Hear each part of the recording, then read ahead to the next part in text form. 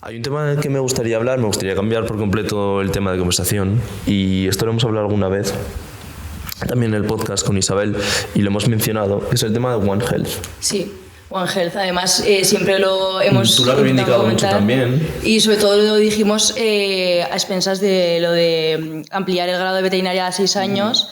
Y lo importante que es One Health, que se habla ahora muchísimo, en plan, hay como, no sé, que todo el mundo lo tiene mucho en boca. Entonces queríamos preguntarte eso, ¿por qué es importante One Health o cómo tú estás viviendo esta definición? No sé, que nos comentaras un poco eso. Claro. Bueno, el tema de One Health es una cosa que como tal institucionalizada se remonta hace 15 años escasos, o sea, muy poquitos años. Realmente la visión One Health, los veterinarios hemos tenido siempre. Yo ya, o sea, pero no ya de cuando yo estudié, sino desde que se fundaron las primeras carreras de veterinaria, hace unos 50 años, el enfoque One Health estaba presente. O sea, no entendemos, que de hecho no lo entiendo, el que separes la enfermedad, la especie, el medio ambiente, el sistema de producción. Yo creo que es todo un todo, quizás sea por mi visión como epidemiólogo y un poquitín esa visión a mí la transmitió Carmen Ortega, fue uno de mis directivos de tesis, me dijo, no, es que es un todo integrado y es que no puedes arreglar una pieza sin la otra. Y es mi licenciatura era de especialidades. O sea, teníamos 3 especialidades, yo también hice medicina y sanidad animal y como tenía que ir a la mili, pues aprovechando ese año que tenía hasta que me tocaba ir, pues hice la segunda especialidad de producción animal. Es cierto que hay una asignatura que no la terminé porque me entregué el proyecto de construcciones ganaderas, pero me sirvió mucho porque los de mi especialidad no habían hecho producción animal, no habían hecho nutrición, no habían hecho construcciones ganaderas, o sea, no habían hecho agricultura, no habían hecho economía agraria y tenían unos vacíos que como clínicos, sobre todo clínico de poblaciones, son importantes. Entonces, en ese momento es casi más la visión del médico de veterinaria, el médico de poblaciones, y ahora es una cosa más global. Entonces, en este sentido, el tema de One Health se ha institucionalizado y empiezan a haber movimientos para hacerlo a nivel institucional, pero todavía a lo mejor no arranca. Y en ese sentido, ahora estamos con un proyecto que estamos haciendo con el IA2, el Instituto de Investigación Agroalimentaria de Aragón, que tiene la sede aquí en la facultad, y estamos haciendo un proyecto de divulgación científica con el FECIT, la Fundación Española de Ciencia y Tecnología, para divulgar precisamente 12 temas de One Health que estamos haciendo en forma de infografías, dirigidos sobre todo a colegios de educación primaria y secundaria, y haciendo unas infografías que ahora lanzamos por Twitter, que hacemos unas guías docentes. ¿Es el coco? Sí, la pandemia coco. Pandemia que es contagiando conocimientos. Eso es. Realmente es una iniciativa, hemos empezado por la ficha de One Health, hemos hecho ya la Leishmania, Toxoplasma, y la siguiente que tenemos para lanzar en un mes va a ser la de tuberculosis, porque estamos haciendo coincidir el lanzamiento de cada ficha con un día internacional de. Entonces, el próximo internacional día, que es el del perro, hay un día internacional de tuberculosis, lanzamos tuberculosis, seguimos intentando que vaya coincidiendo para ir dosificando la información y que el público tenga acceso a esa información muy simplificada, con unas piezas muy claritas, claro. Y ese tipo de iniciativas, pues ayudan a transmitir esa idea de One Health a la población y que en esa idea se den cuenta que los veterinarios tenemos mucho que decir. Claro, eso es. ¿Y tú crees que además la pandemia, el COVID, ha sido también un poco como que la gente haya empezado a hablar o conocer más un poco este término? Que después de la pandemia como ha sido una zoonosis, la gente igual ha empezado como a investigar un poco más. Yo al menos el One Health lo empecé a escuchar mucho más tras la pandemia. Entonces no sé si ha habido una repercusión sobre esto a nivel de estudios de epidemias y de zoonosis. Un evento como la pandemia de COVID evidentemente deja huella en la sociedad y en la población. O sea, entonces ha habido cambios importantes, la gente ya sabe lo que es una zoonosis, sabe algunos ya saben si una serología, una PCR, diagnóstico indirecto, cosas que antes era imposible meterse en la cabeza. Entonces, bueno, eso sí ha habido avance, y luego también la población, a raíz de esta pandemia, también está cambiando sus costumbres, pues se da cuenta que dependiendo de tus hábitos puede cambiar la transmisión, y ya están muy preocupados con el tema de otras pandemias posibles. Tenemos la influenza aviar H5N1 por ahí circulando, dando problemas, hay problemas de lengua azul, por ejemplo, en Galicia, en una época del año que es bastante incomprensible, está el cambio climático. O sea, hay una percepción de que hay muchos factores que intervienen y que deberíamos escuchar más a los científicos y no tanto a los políticos a la hora de plantear las soluciones, porque uno dice que hay un problema, pero el que lo resuelve no son los políticos, son los técnicos y los científicos los que pueden aportar soluciones y no se les pregunta. O sea, tenemos un problema, pero no le preocupan cómo se resuelve. Sí. ¿Y cómo crees tú que podemos a través de divulgación, aparte de a través de la divulgación, inculcar la importancia del One Health a nivel político? Es muy complicado, porque incluso la ley que quiere hacer de gestión sanitaria y tal, realmente no se ha citado la palabra veterinario ni nada por el estilo. Se hace una Agencia Nacional de Salud Pública, una ley de salud pública de zonas y tal, de emergencias sanitarias, y no se está teniendo en cuenta ¿quién lo va a hacer. ¿Quién lo va a hacer? Y tal, estamos siempre una lucha de poder entre profesiones, en lugar de decir, vamos todos de la mano. Hay iniciativas políticas importantes, como por ejemplo es el PRAN, el Plan Nacional de Resistencia a Antibióticos, donde ya vamos por la segunda edición, la segunda fase, y ahí se ve claramente que hay una intervención de médicos y veterinarios en el tema y farmacéuticos con el tema de los antibióticos, y vemos que los antibióticos, en España, estamos trabajando mucho para bajar el consumo, y se ve el consumo disminuido de los antibióticos en uso animal, y sin embargo en humanos ese sigue aumentando. Entonces tiene que ser una cosa conjunta y que allá es complicado. Cada uno tiene que hacer de su pequeña parcela y presumir de que es veterinario, que a alguno parece que le da vergüenza presumir de sus compañeros veterinarios y hacer la labor desde abajo. Porque si desde arriba es muy complicado, porque va a vender su punto de que las veterinas somos los más guapos, los más listos, los que trabajamos mejor y lo que hacemos todo igual. Y entonces, claro, eso muchas veces es complicado de vender. ¿Tú crees que en medicina se implanta este concepto? No demasiado. ¿Se les inculca a ellos? ¿Tienen mucha idea de eso? Se explica, me consta que se explica, pero yo mi visión que tengo de medicina depende de facultades, evidentemente, pero muchos alumnos entran en medicina porque tienen muy buena nota, no porque tengan vocación. Pero tú ves que el plan de estudios al final se convierte en una especie como de academia de preparación del MIR para probar el MIR, sacar buenas notas y conseguir un puesto en la especialidad que te gusta. Entonces, en ese sentido, como que los propios alumnos están buscando, es muy competitivo, están buscando sacar la máxima nota posible para conseguir el mejor número posible, para conseguir la especialidad del tipo que sea que puedan obtener. Y en ese sentido, el interés por el One Health es que la mitad de las plazas de medicina preventiva se quedan vacantes o se abandonan en el primer año. Y les gustan más las enfermedades que son clínicas, las que son quirúrgicas, las médicas, que las que son no tan en contacto con el paciente. Pero entiendo, es un poquitín la vocación que puede tener cada uno. Un tema que estamos hablando continuamente y sobre todo que al final es como el cometido de Aula 7 es el papel de veterinario y el futuro de la veterinaria, sobre todo cómo estamos considerados en la sociedad. ¿Tú crees que estamos mejorando esa imagen o que vamos a llegar a tener la imagen que nos merecemos como veterinarios? Yo espero que sí, y es labor de todos, o sea, no solamente los profesores, sino los alumnos y los egresados, que presuman de profesión, como os comentaba antes, y yo creo que podíamos llegar a que la sociedad se dé cuenta de nuestro papel.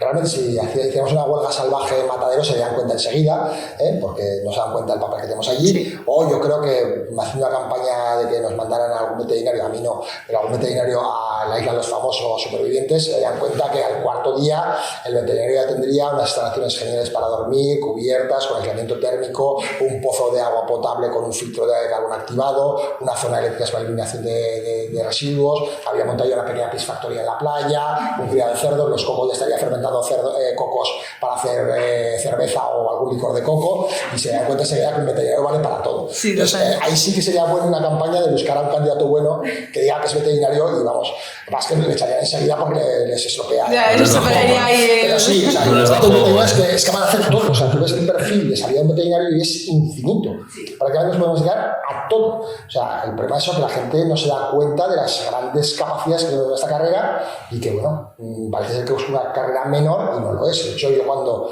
se hizo el plan de estudios había una justificación de que esto fuera de que el título que se proponía era un grado de ser universitario.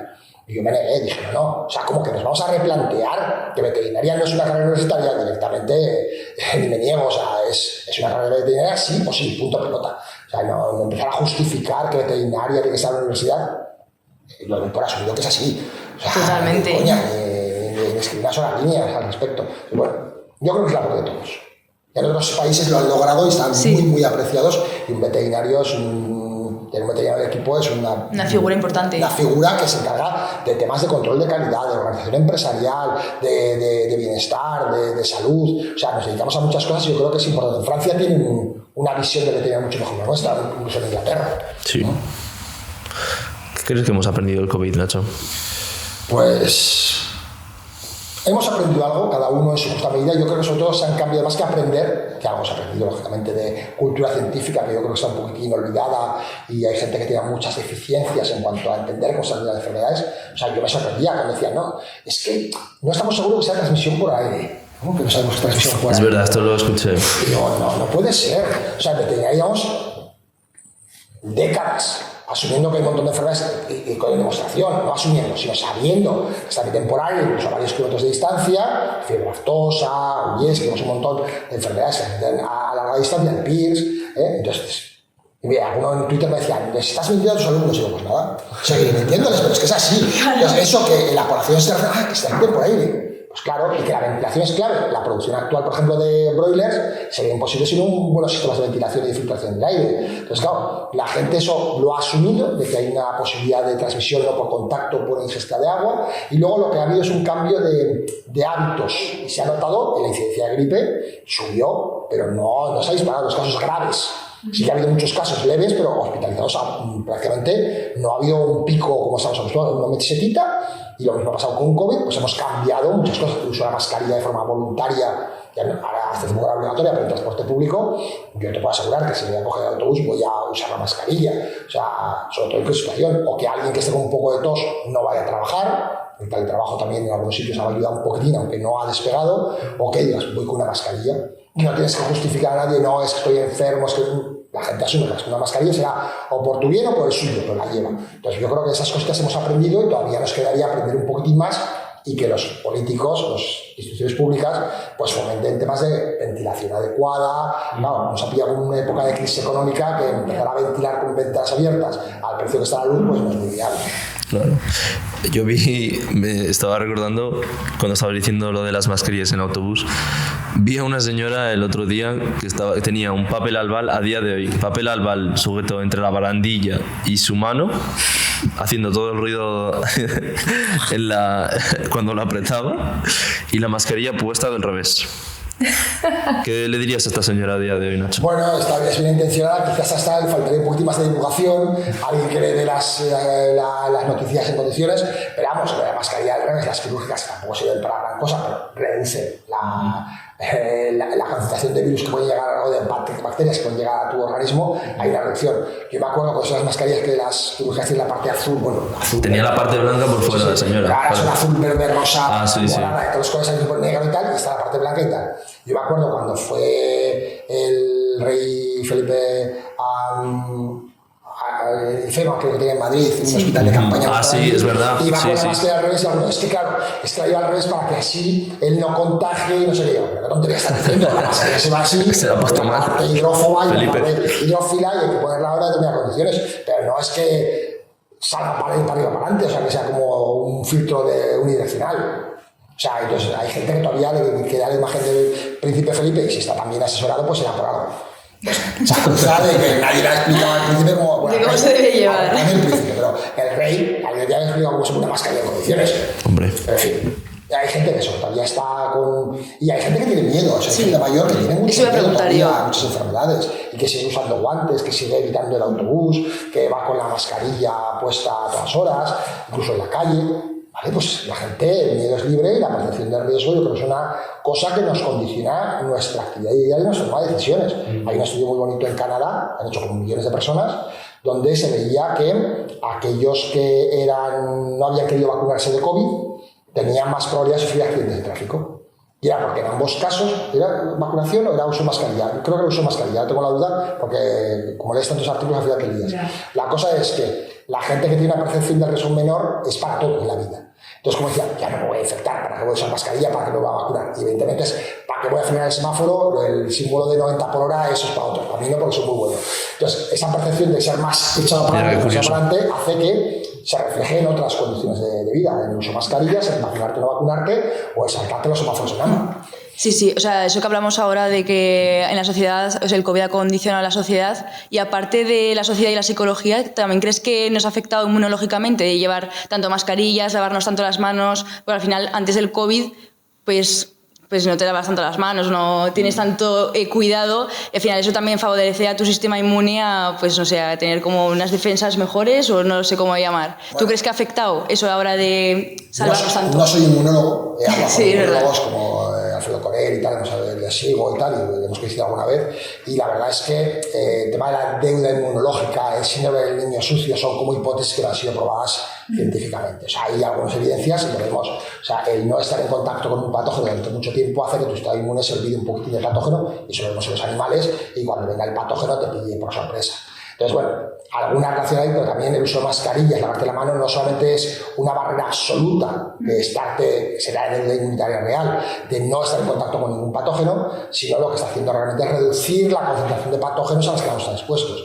Y hay una cosa que no entiende la gente, que es una dosis infectiva. O sea, es decir, tú no es por ver un patógeno que infectas, es que a lo mejor tienes que recibir el contacto de 100.000 o de 10 o de 5. Claro, La dosis infectiva es un tema muy importante que la gente, o sea, esto no es blanco y negro, es un gradiente. Entonces, hay gente que a lo mejor con 100 virus se infecta y hay gente con 5.000 no se infecta. O sea, hay de 10.000. Claro. Entonces, todo eso, las medidas de protección hacen es reducir la carga ambiental de patógenos y todo eso redunda en que la calidad sanitaria de la población sea mejor. Entonces, bueno, es difícil contestar a tu pregunta, pero hay muchos factores que habría que estudiar y, bueno, el lavarse las manos se dio muchísimo durante la pandemia, como las enfermedades de transmisión alimentaria, que son por no lavarte las manos, bajaron un montón, y en el momento que la pandemia ha ido aflojando, han ido volviendo a la normalidad.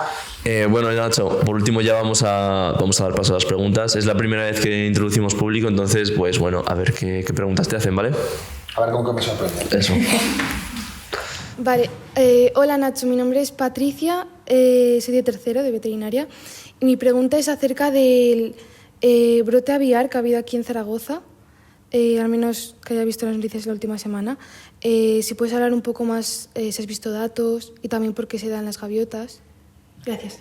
Bueno, es una pregunta interesante, es de plena actualidad. Hace 2 semanas había habido 2 casos previos en Zaragoza, la capital. La ciudad de Zaragoza había habido un caso que era un cisne y el otro ave también acuática en 2022, pero se habían quedado aislados, no había habido ninguna transmisión. En este caso, hace 2 semanas saltó la alerta sanitaria de que había habido mortalidad en gaviotas. Tenemos 2 tipos de gaviotas en Zaragoza, se han estado a 200 y pico kilómetros del mar, y entonces, bueno, registraron mortalidades de varios, incluso centenares de individuos. Tenemos una colonia, creo que me cuentan, de más de 2.800 individuos de gaviotas en Zaragoza, y entonces, bueno, es un brote de gripe aviar tipo A, H5N1, que empezó a finales de los 90, pero realmente tuvo con la emergencia importante a partir del 2005 en el sudeste asiático. Por las migraciones de las aves ha ido extendiéndose de norte a sur y de este a oeste, y hace un par de años ya estaba dando bastantes problemas en la parte de Centro Europa, sobre todo Bélgica, Normandía, en Francia, y de ahí, ahí se adaptó mejor a la gaviota. Normalmente suele ser más patos y otras aves acuáticas migratorias, entonces se adaptó a la gaviota y la gaviota vuela a bastante distancia. Parece que esta variante se ha ido adaptando mejor y está recorriendo toda la costa norte de Europa hasta llegar a Galicia, y ahí es donde se está extendiendo. Hubo, por lo visto, bajas temperaturas, una estación de galerna en el Cantábrico, y sospechan que alguna gaviota pudo decirse, bueno, un poquito más para el sur, a un sitio donde haga más colorcito. Se equivocó, se vino a Zaragoza donde hacía un frío espantoso, entonces ahí es donde, por lo visto, ha contagiado al resto, y hay una transmisión importante porque es una enfermedad que en las aves se transmite con mucha facilidad y es muy patógena. Entonces, a raíz de eso también hay algún caso, creo que me hablaba el otro día, que había más de 50 gaviotas muertas en la zona de Gea, en la parte norte de la provincia de Zaragoza, y eso es un problema a nivel de granjas, explotaciones avícolas, que ha habido que poner medidas de bioseguridad extraordinarias para evitar el paso de fauna silvestre a fauna cultivada, y bueno, también alertas a nivel de población de que no toquen esas aves porque puedes infectarte, aunque hay que decir que esta influenza, de momento, aunque en esos 15 últimos años ha habido como unos 900 casos registrados en humanos a nivel mundial. Habría alguno que habría que estudiar si realmente son casos o son contaminaciones ambientales de la toma de la muestra. El problema es que la mitad han fallecido de los humanos. No creo que no se ha registrado transmisión de persona a persona, afortunadamente, con lo cual, que sea una pandemia humana, de momento yo creo que hay que tenerlo presente, que es una probabilidad, pero es una probabilidad bastante remota. O sea, existe la posibilidad, pero es poco probable, hoy por hoy, que salga. El problema es que está afectando a muchos mamíferos silvestres, que estos son carnívoros depredadores, y hay unas mortalidades importantes de focas en el mar Caspio. Ahora ha habido en la costa de Perú un montón de mortalidad en leones marinos, que ya pasan de los 600. Es una alerta sanitaria donde los veterinarios están muy encima. Yo creo que desde el punto de vista veterinario se está haciendo muy bien la vigilancia epidemiológica, a pesar de los recursos que tenemos, que podrían ser más. Yo creo que es una cosa importante, y es, aparte de pedir que los veterinarios tengamos más peso, es que nos doten de recursos suficientes para poder hacer las misiones que nos dan. Lo que no puede ser es que no, tenemos que proteger, y te dan 5 veterinarios para toda Zaragoza para inspeccionar los bares. Pues claro, luego pasa lo que pasa, que no se puede atender con la profundidad y la frecuencia que se necesitan en esos casos. Pasa lo mismo con las inspecciones de vigilancia, etc. Que el dinero es un recurso escaso, y yo creo que hay que invertirlo, no gastarlo en esos temas, porque es una cosa que va a ser emergente en los próximos años cada vez más. Yo soy Jorge, de quinto de veterinaria, y bueno, al principio Luis te ha comentado sobre tu trayectoria profesional. Me gustaría a mí enfocar un poquito desde que acabaste la carrera hasta que entraste a la facultad. O sea, como alguien que está interesado en hacer un doctorado para a futuro poder llegar a ser docente, ¿qué le recomendaríais a una persona con ese perfil? A ver, yo lo que te recomendaría es que no dejes ninguna puerta cerrada. O sea, deja todas las puertas abiertas posibles porque nunca sabes dónde vas a acabar. O sea, yo cuando termino la carrera, me toca ir a la mili, se retrasa, incorporación, la última promoción, bueno, el último reemplazo, y entonces aprovecho para hacer la segunda especialidad y hacer la tesina de licenciatura, que era como vuestro TFG, pero era voluntario. Yo hago el TFG y tal, me voy a la mili, ahí estoy perdiendo el tiempo durante 8 meses, en Mallorca, una experiencia personal buena saqué y tal, y bueno, la isla me la conozco bien, o sea que turismo hice todo el mundo y más, y cuando vuelvo digo, ¿qué hago? Me dedico a la clínica de pequeños animales, me estudio cuántas clínicas hay en Zaragoza, y digo, bueno, pues todavía hay muchas, 30 y tantas, ahora creo que estamos por encima de las 150, digo, a lo mejor es un momento y una oportunidad para meterme. A mí la clínica de los pequeños animales tampoco es que me apasione y tampoco tenía una formación, yo no me veía capaz de ponerme a operar a nada, o sea, yo como mucho poner una vacuna y un poco más, o sea que entonces dije, bueno, esto es lo mío. Yo desde los 14 años me programaba de forma autónoma, con mi cuenta de autodidacta, entonces decidí con un compañero mío de económicas, con el que él está en el colegio desde los 2 años, hacer un máster de ingeniería. Me fui al CPS, en la INA actual, o sea, el Centro Político Superior, y me hice un posgrado de informática de un año entero, era de programación pura y dura, a bases de datos, arquitectura de ordenadores, etcétera, etcétera. Entonces, cuando terminé, pues dije, ¿y ahora qué hago? Yo la casualidad, que en ese periodo estaba haciendo la beca aquí con el tema de audiovisuales, me fichó Carmelo Ortega, empezamos la tesis doctoral, a los 2 años de empezar, pues hice muchas cosas, empezamos a ver una revista online de acuicultura, empezamos a hacer muchas cosas a la vez, y en un momento me ofrecen irme a una empresa de porcino. Estoy casi 2 años en una empresa de porcino trabajando, como veterinario de campo, eso me ha servido mucho, la verdad, para ubicarte qué es el mundo real, y bueno, la situación es que las condiciones laborales no eran muy buenas, está bien pagado, pero la situación era un poco tensa, y entonces, bueno, hay una cosa que aprendes, yo nunca he aprendido a decir que no, eso también lo tengo que decir, pero sí que he aprendido a decir basta. Me cuesta mucho decir basta, pero cuando lo digo en serio, hasta que hemos llegado en algunas cosas, y entonces, bueno, me sale la oportunidad de volver a la facultad en las condiciones no muy ventajosas, acaba de ser padre, además, en ese momento, y veía que era incompatible esa vida que tenía en la empresa con la que podía tener en la universidad, volví, también me he doctorado, y como coincidió con un cambio de plan de estudios, pues pude meter la cabecita de asociado, y bueno, pues ahí ya desarrollé mi carrera profesional, he tenido posibilidades de irme a otros sitios en un momento dado, pero a mí la parte docente me gusta mucho, trabajo en lo que me gusta, tienes una libertad de horarios que en la universidad, pues si quieres puedes trabajar 10 horas o puedes trabajar 60, puedes trabajar en casa por el tipo de docencia que hago, tenemos un buen ambiente, con subidas y bajadas, evidentemente, pero hay un buen ambiente laboral, y bueno, pues me decidí apostar por esta que era la facultad, y es un poco la trayectoria, pero ya te digo, yo he ido trabajando en muchas cosas, y cosas que de repente sale una oportunidad y te dicen, oye, ¿te interesaría ir a Ecuador a dar unas charlas sobre uso de antibióticos en langostinos y tal? Y dices, sí, venga, vamos, me va a tema y tal, y acabar trabajando en langostinos en el medio mundo. Entonces yo trabajo mucho en epidemiología de acuáticos, pero sobre todo de langostinos. Entonces me he recorrido medio mundo con los langostinos cuando... Yo me acuerdo, iba con algunos amigos y tal, y me decían, no, es que se dedica a peces y a virus, ¿no? Y decían, pero peces y virus informáticos, no, peces de los que nadan y virus de los que infectan. Y decían, pero tú no eres informático, no, soy veterinario. O sea, entonces, algunas veces decir, pero estudiaste veterinaria. Sí, claro. ¿Y qué hacen veterinaria haciendo informática? Vamos a hacer de todo. Es que podemos hacer de todo, o sea, daros cuenta que podéis hacer de todo en esta vida. Entonces, bueno, acabé trabajando mucho en acuáticos, ya digo, tema de epidemiología, y bueno, no me arrepiento lo más mínimo de la trayectoria que he seguido, aunque con muchos tumbos, con épocas malas, buenas, pero yo creo que siempre hay que ver lo que es lo positivo y ver qué puertas te puedes abrir, no te empecines en que yo quiero hacer esto, porque a lo mejor estás cerrando una puerta que va a ser tu futuro profesional. O sea, si me hubiese dicho langostinos, me iba a publicar cosas de langostinos en México, en Tailandia, no sé, y te hubiese dicho, coña, o sea, no sé quién o sea, de adivino no te vas a ganar la vida. Y sin embargo, la vida hay gente que dice, no, yo quiero trabajar caballos, acabas trabajando en otra cosa completamente diferente. Y luego, pues el círculo de amigos es muy importante, te ofrece muchas oportunidades, yo creo que es una cosa que hay que cuidar mucho y que en esta facultad yo creo que tenemos una gran hermandad entre todos que hace que puedas preguntar a cualquier profesor, oye, ¿tú qué opinas de esto, de lo otro, qué harías, me podrías recomendar? Yo creo que tenemos yo desde luego a nivel de facultad estoy muy contento de la ambiente. Y es una de las fortalezas de nuestra facultad. Bueno, Nacho, pues vamos a cerrarlo ya aquí. Muchísimas gracias por venir, por haber estado con nosotros un ratico.